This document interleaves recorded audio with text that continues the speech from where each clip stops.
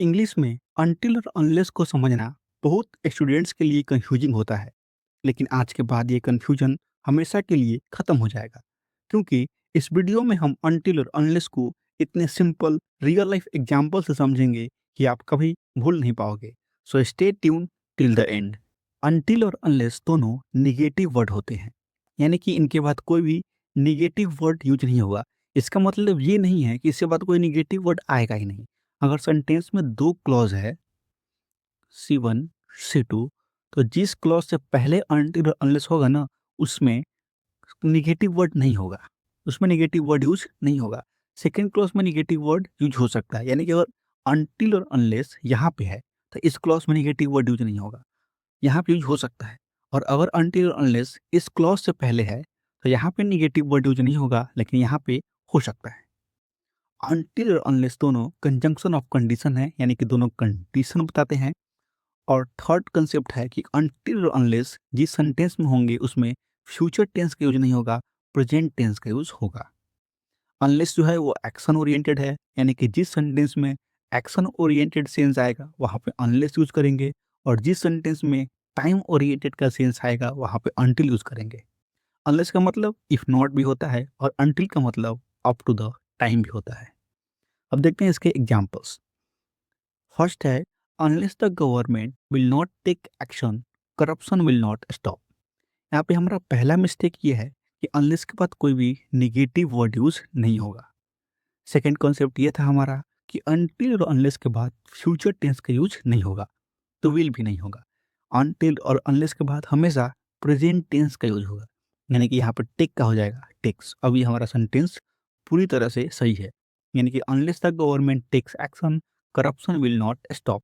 अब यहाँ पे विल है और नॉट है, ये विल नॉट सेकेंड क्लॉज में है, तो यहाँ का विल भी सही है और नॉट भी सही है। सेकेंड एग्जाम्पल है, the red light turns green, people will not cross the traffic signal. यानी कि जब तक रेड लाइट ग्रीन नहीं होता, लोग जो हैं वो ट्रैफिक सिग्नल को क्रॉस नहीं करेंगे। यहाँ पे इस सेंटेंस में टाइम ओरिएंटेड का सेंस आ रहा है, यानी कि जब तक, तो यहाँ पे हम लोग अनटिल का यूज करेंगे। थर्ड एग्जाम्पल है, no one is allowed to leave the classroom that's the exam is over. यानी कि जब तक एग्जाम ओवर नहीं होता, किसी को अलाउ नहीं किया जाएगा क्लासरूम से जाने के लिए।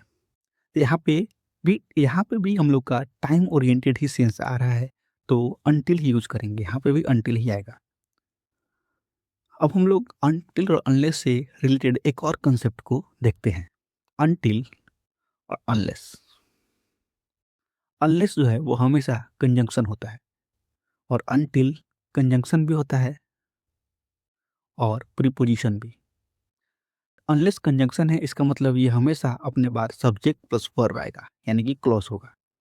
और अनटिल जब कंजंक्शन होगा तो अपने बाद क्लॉज लेगा, और जब प्रीपोजिशन होगा तो अपने बाद ऑब्जेक्ट लेगा। और क्लॉज वही होता है जिसमें सब्जेक्ट प्लस वर्ब हो। इसका भी एग्जाम्पल देखते हैं, फिर हम लोग को अच्छा से समझ में आ जाएगा। फोर्थ एग्जाम्पल है, Rahul will wait for Anjali dash Saturday. यानी कि राहुल जो है वो अंजलि के लिए सैटरडे तक वेट करेगा। तो यहाँ पे टाइम ओरिएंटेड सेंटेंस है, तो अनटिल यूज होगा। सेकेंड एग्जाम्पल है, Rahul will wait for Anjali dash she returns. यानी कि तब तक वेट करेगा जब तक अंजलि आती नहीं है। यहाँ पे भी एक्शन जो है वो टाइम ओरिएंटेड ही है, यहाँ पे भी अनटिल यूज होगा। लेकिन यहाँ की अनटिल और यहाँ का अनटिल में डिफरेंस ये है कि ये जो है वो प्रीपोजिशन है, और ये अनटिल कंजंक्शन है। कंजंक्शन इसलिए है क्योंकि इसके बाद क्लॉज आया है, यानी कि सब्जेक्ट प्लस वर्ब है।